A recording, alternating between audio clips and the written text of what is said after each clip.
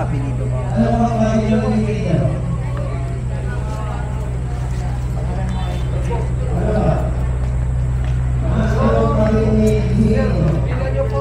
Kumbay mga bata. Pila po yun ang may sasakas. Ayun. Doon kayo sa ano? Eh, baka mabupak.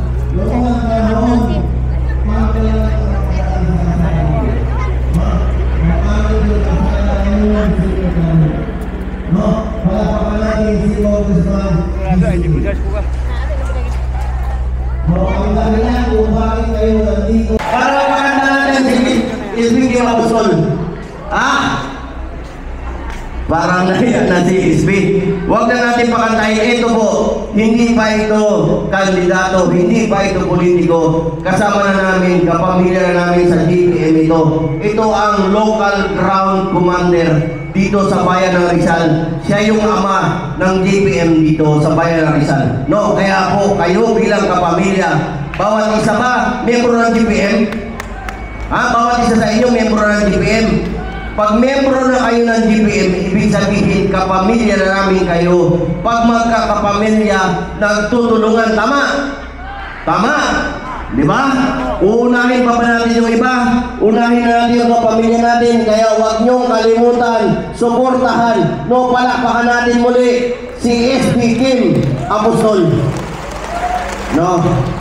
Pero parang mahina pa rin, hindi pa siya tumatayo, hindi pa puwipilit ng kanta.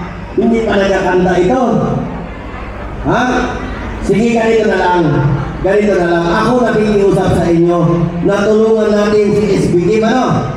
No, narinig nyo naman yung pakiusap ko. Pero ako na rin magbawi ng pakiusap pag hindi nagkanta ito. Huwag na lang natin butuhin.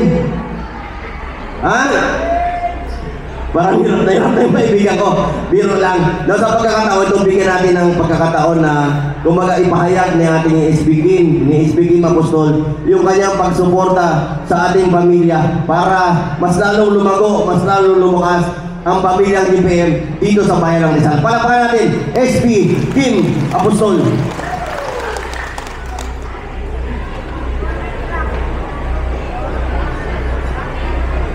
Lalo.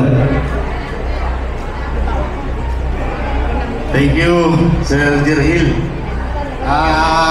Si Sir Jerhil po ay pansamantala kapag wala dito si Boss Baby, siya yung kasama natin dito. No?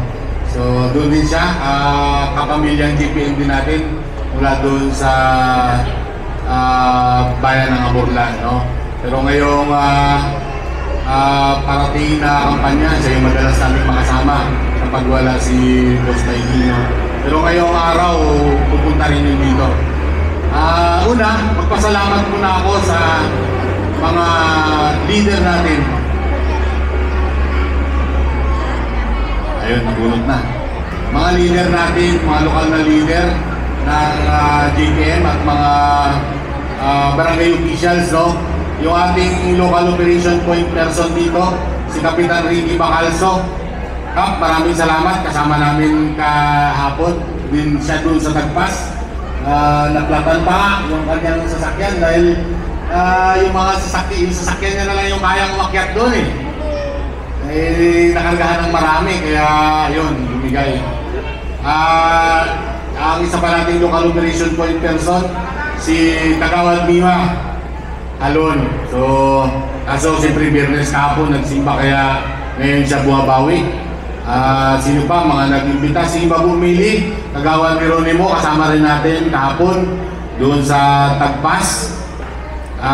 Si Kagawad Alan Ali, kasama rin natin.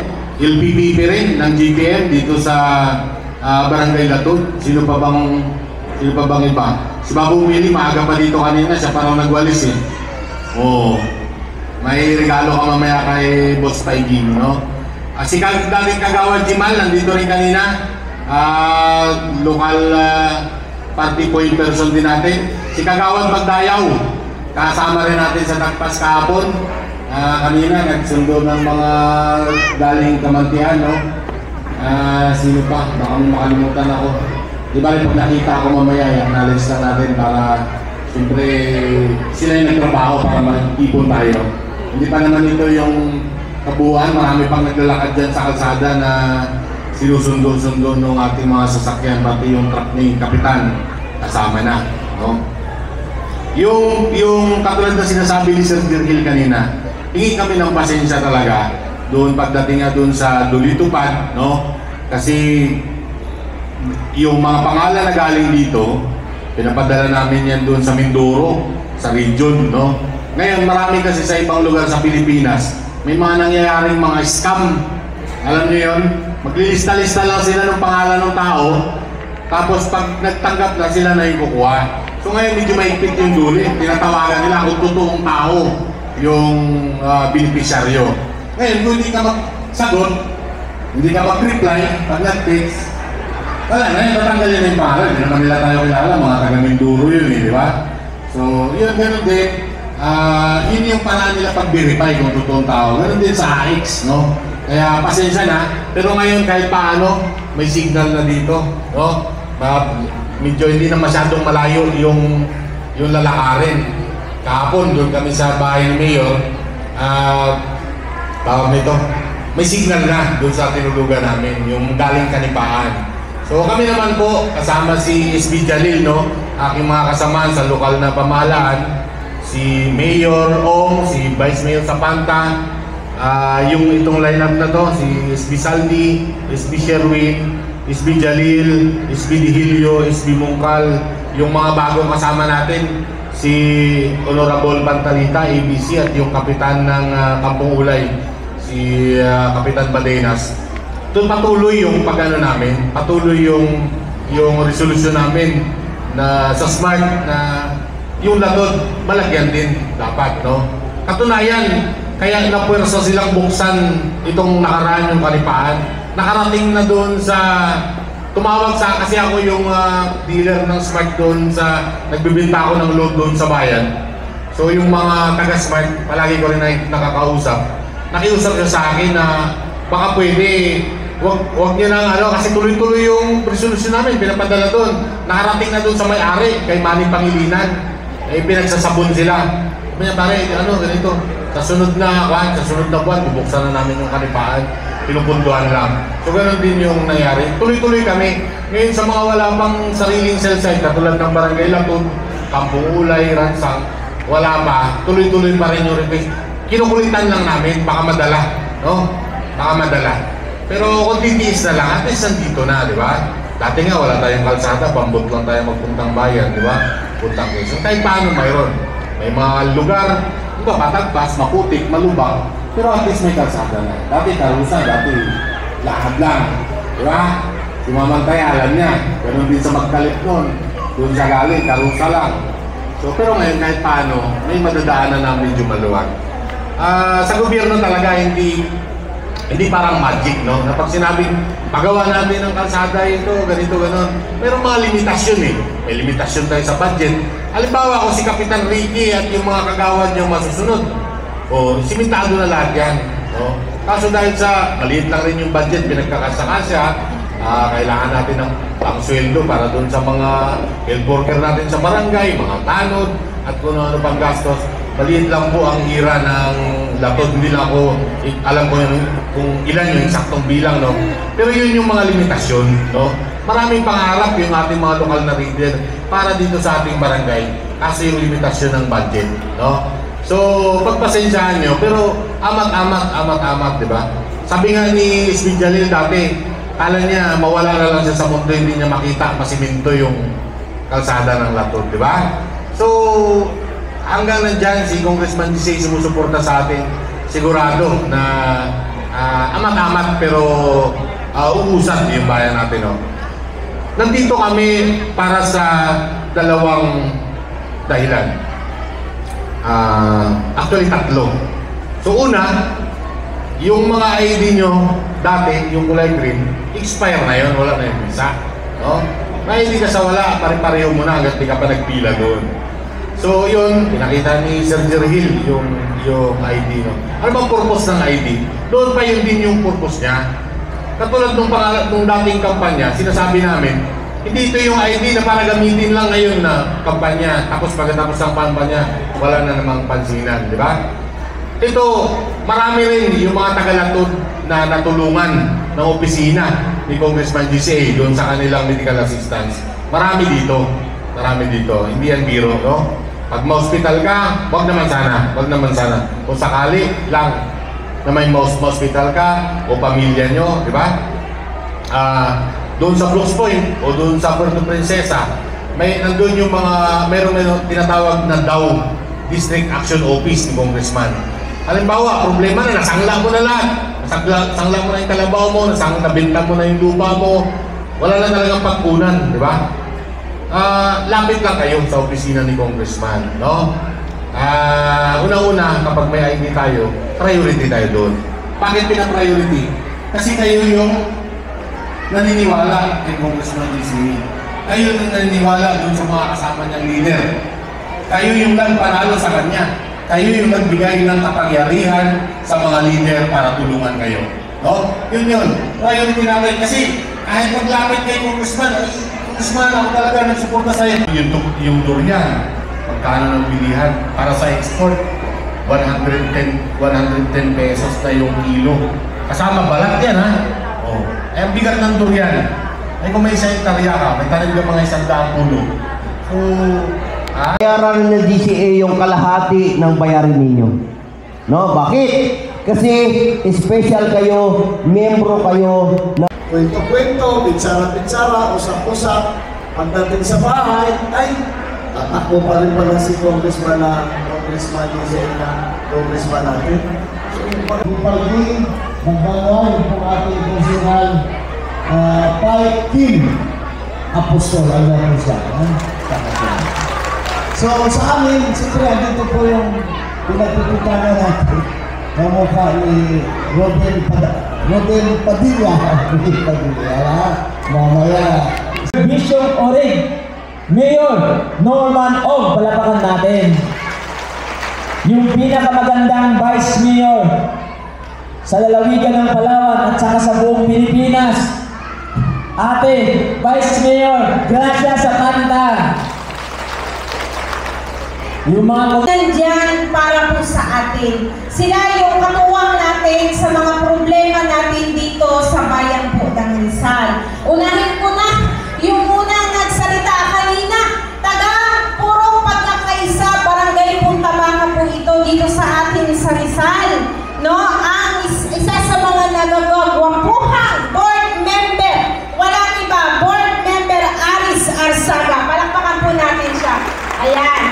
At ang pangalawa, naku, hindi man natin kasama si Senador Robin Padilla, pero nandito talaga ang tunay na Robin Padilla, no? Ang mapagbigay, guwapo, walang iba, si board member Al Iba. Ayan. At syempre po, yung kanina na nag-iisang Rosas, no? Ang Julian Santos sa Sangguniang Panlalawigan, napakabait, napakaganda, napaka-sexy at magaling kumanta, walang iba, board member Marvin Rojas. Ayan po. At nandoon ang ating laging nandito rin. Hindi natin siya kasama. Nasabi ni board kanina, may sakit ang kanyang higang. Walang iba, ang mahusay din, mapagmahal, board member Ryan Maminta.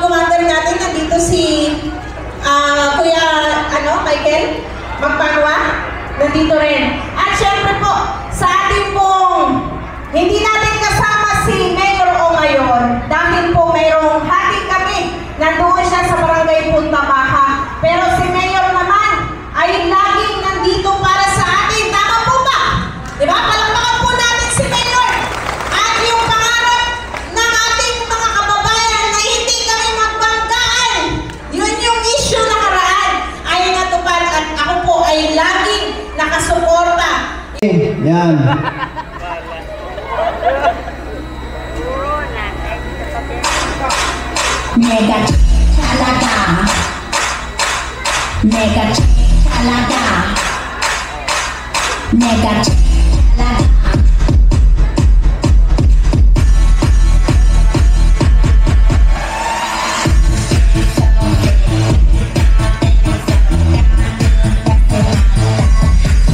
Slow.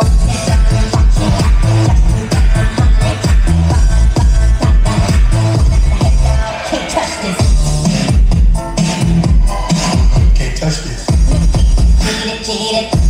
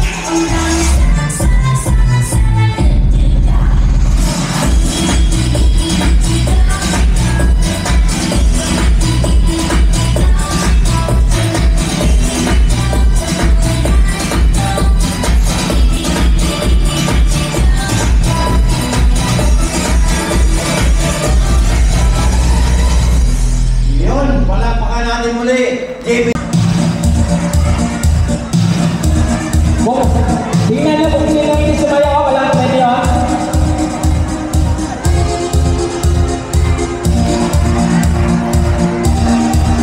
Ayan, ayos, okay.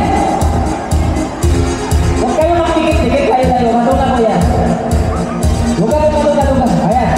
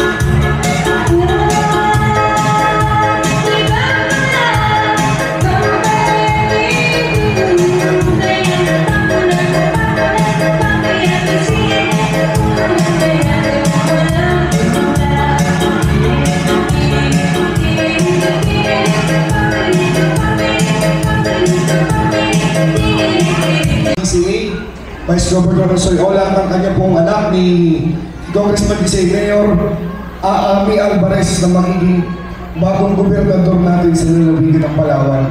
Ang buong partido po ng lalawigan ng Palawan, kasama po kami sa pangunan po nila, ay naniniwala na ang bawat boto ng mamamayang Rizalino ay sagrado. Ito po ay hindi dapat sayangin. Hindi dapat sayangin ng mga nanalong kandidato. Napakahalaga ng bawat oras dahil mayroon pong hangganan ang ating panunungkulan.